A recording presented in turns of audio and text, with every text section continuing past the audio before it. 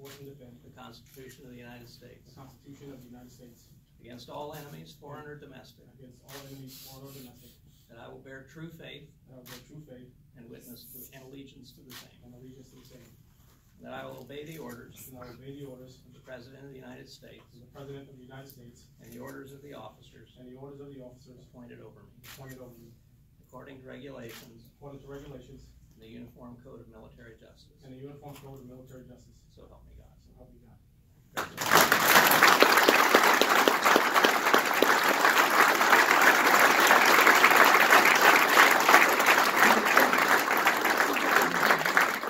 Thank you, Dr. Gates. Ladies and gentlemen, Sergeant First Class Jason D. Esom.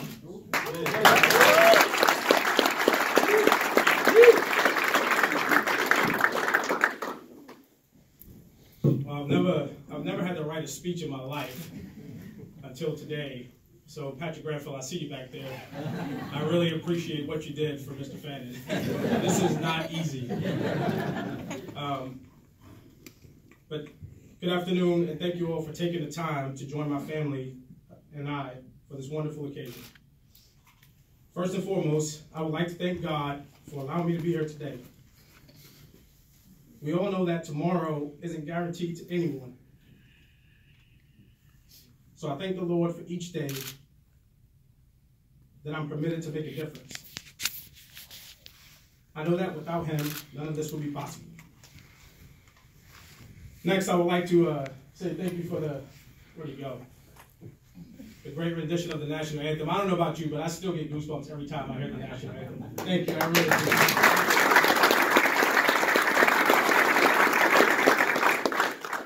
To Mr. Landy Flowers, thank you for the wonderful invocation. Mr. Flowers is truly a quiet professional and always has every soldier's best interest in his heart. Thank you. To all of the distinguished guests that are here, and for me, that's everyone in this room today, thank you for coming. To those of you that heard I was making jerk chicken and providing Presidentes, well, sorry. It was all a joke. But I promise you I'll make some soon. But I know everyone will be able to get some, so I'll be okay. But I'm honored by all of you being here. I would like to specifically thank a few people for taking time out of their busy schedules. To the 23rd Secretary of the Army, Dr. Esper, thank you, sir, for being here today. I know all too well how busy you are. To the 22nd Secretary of the Army, Mr. Fannin, thank you for your willingness to come back in the building today. I know you are a busy person as well, and it means a lot to me that you're here today. To the 21st Secretary of the Army, Mr. McHugh, thank you as well for being here. Your presence here today is greatly appreciated, and as always, go Yankees.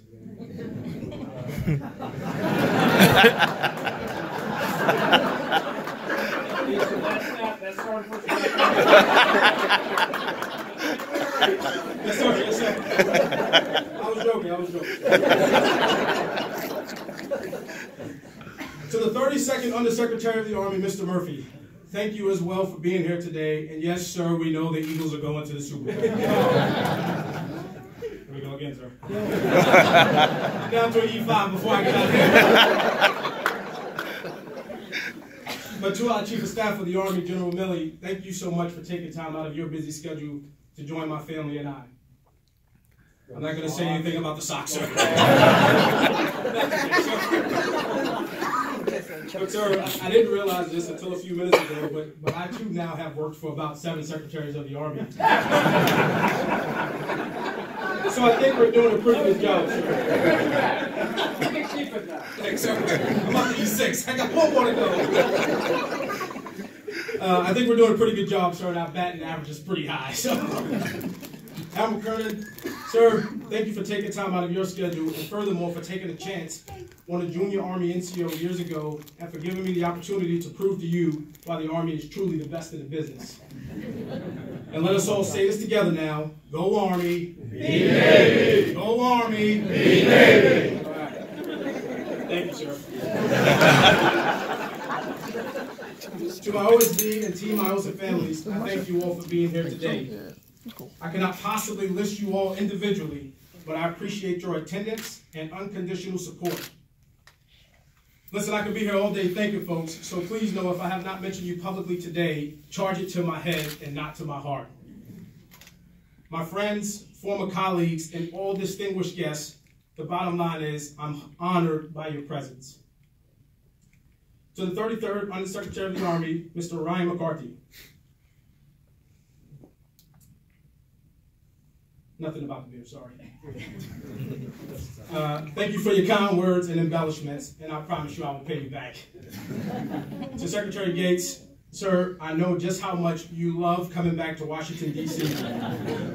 But my family and I are truly humbled by your presence today, as well as Ms. Becky's, and I truly thank you for your kind words, and more importantly, your willingness to come back to officiate the promotion ceremony today. But I'll circle back to you in a minute, sir. To most that work in this building, we may or may not appreciate the room we are all in right now, but I'm truly humbled to stand in the Hall of Heroes today to have this ceremony. To my family, please understand that every name you see in this room, on these walls, are the reasons we keep fighting. This room symbolizes the sacrifice and risking everything against unlikely odds for the possibility of preventing certain tragedy. And when a situation required someone to do something, these individuals did. So please understand that when service members that have paid the ultimate sacrifice gave up two lives, the one they were living and the one they would have lived. It is our responsibility to ensure that their legacy never dies. I most certainly wouldn't be standing here today if I wasn't helped and guided along the way, and Lord knows I needed a lot of help. In my career, which I suspect has probably been different than most, I didn't have a lot of senior NCO mentorship because of the nature of my job, but I was always exposed to field-grade officers being in an S1. My first real exposure to leadership came from my commander at Fort Polk, Colonel Jeff Short, who is with us here today. Thank you and Ms. Lori for attending. You couldn't sneak in, Doc, I saw you. As a corporal, he trusted in me enough to deploy to Abu Ghraib as his S1 NCOIC over 3 other non-commissioned officers. As nerve-wracking as it was, he pulled me aside and said to me, I see something in you that you don't yet see in yourself, but I know you can accomplish this tough mission on which we are about to embark. Little did I know that at the end of the tour, Colonel Short went to bat for me to get my first meritorious service medal as a corporal, and it is this ribbon today I wear because of you, sir. The Oakley flushes are great, I promise. I love them all, but the ribbon is because of you. Sir, I'm truly thankful to you for getting me started on the right path and for showing me what right looks like and what it means to take care of soldiers regardless of their rank.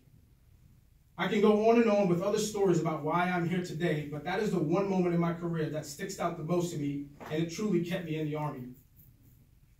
Most of us in the room today have had one or more individuals in our careers that we most wanted to emulate. Someone who has taken us under their wings to mentor and groom. I have had plenty, but today I will focus on the greatest mentor and leader I've ever been around. And that is former Secretary of Defense, Robert Gates. As a young sergeant, I had the great honor and privilege to study, learn, and watch under one of, if not the best Secretary of Defense this country will have ever seen. His passion for service members and their families was and still is truly amazing to watch, and he has always done it without any fanfare. More importantly, what I truly learned from him, and the reason I believe I am standing here today, is empowering subordinates and allowing them to grow as leaders.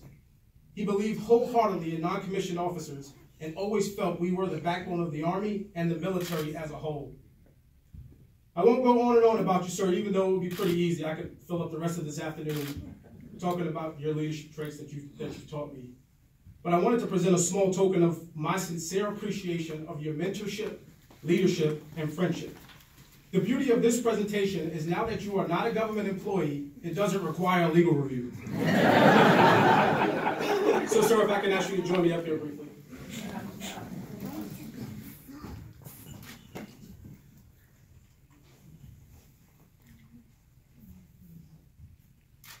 So here's a photo of me as an E5, heading down range with Secretary Gates, two-striper, and then here I am as an E7 because that's how influential I felt he has been on my career. So here's a man that doesn't want for anything, doesn't need anything, but from my heart, this is what I felt he deserves. And there's a little paragraph from non-commissioned officer, the NCO Creed here, and it talks about, obviously it says, no one is more professional than I. I'm a non-commissioned officer, the leader of soldiers. As a non-commissioned officer, I realize that I'm a member of a time-honored corps, which is known as the backbone of the Army. So, sir, when you look at this, I hope that you take a look at this wherever you put it and know that this is the backbone of the Army. And I really appreciate you. So thank you, sir.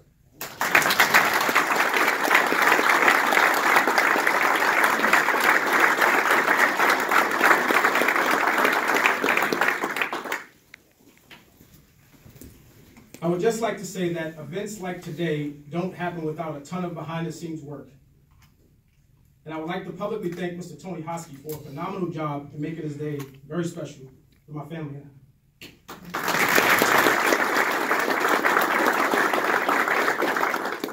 John Hennessy, right in the back.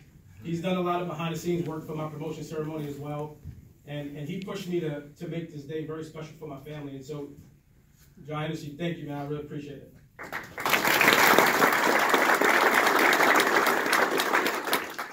Now, most importantly, to my family, I thank you all for the continued support over the years. I could present small tokens of appreciation to you, but no gift that I can present to you will ever amount to what you have given me. So I'd like to thank you each personally. To my mother, who resisted me joining the Army when I was 17 years old by not signing a waiver for me to join the Army. So these are the problems we have with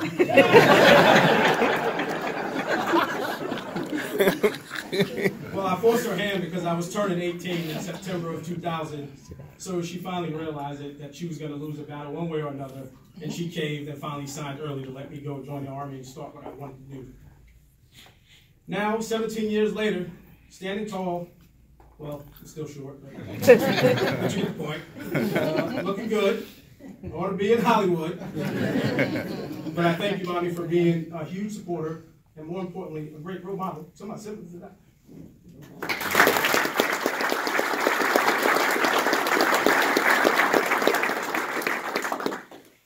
My emotion and passion for taking care of people comes from you. Yes. To my brothers, I can't call you guys, but I really want to call you. My brothers, we can talk later. But I will tell you that these guys have been some of my biggest supporters, which makes me very proud, and some of my biggest critics, which makes me even better.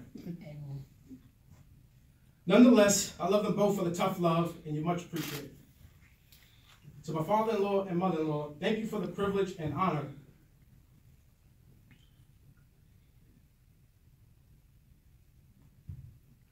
of allowing me to marry your daughter 14 years ago. You both, as well as Marcia, have been instrumental in us, it's a team, getting to this point in our career. To my grandmother, come on, Grandma, get it together. Folks, let me tell you, you don't know what fun is and authenticity is until you have spent some time with my grandmother.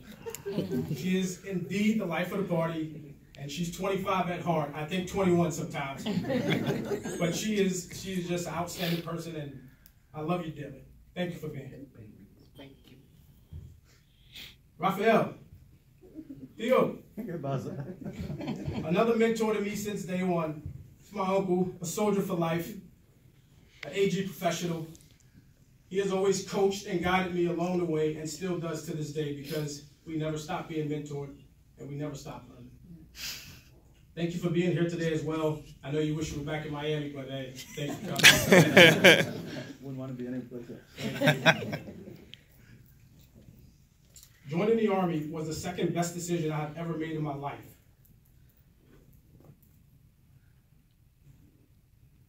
The first was marrying Rihanna, my high school sweetheart. Get it together. Most of us get lucky and find our life partners, and for damn sure, I outkicked my coverage on the field when I was able to marry you. Although it took a few false starts and 5-yard penalties to get you to give in, I won a game in the fourth quarter because of my tenacious defense. And today, we stand as an unbeatable championship team. Nothing I have accomplished thus far will be possible without her unconditional love and support. I love you. Some say that the wealth of a husband and a wife lies within the quality of the children. If this is true, Rihanna and I are wealthy beyond measure. To Imani and Zanaya, the loves of my life, thank you for keeping Daddy young at heart and honest. It is because of you little ladies that Daddy strives to be a better father, husband, and role model every day. I love you both. I will finish with a quote from Jackie Robinson and a challenge to everyone in this room today. Jackie Robinson said, "A life is not important except for the impact that it has on others." I have tried each and every day to quietly impact someone else's life for the better.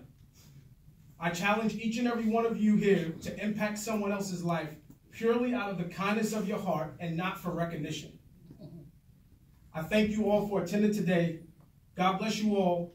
God bless our soldiers deployed around the world and their families. God bless our leaders, and God bless the United States of America. Thank you.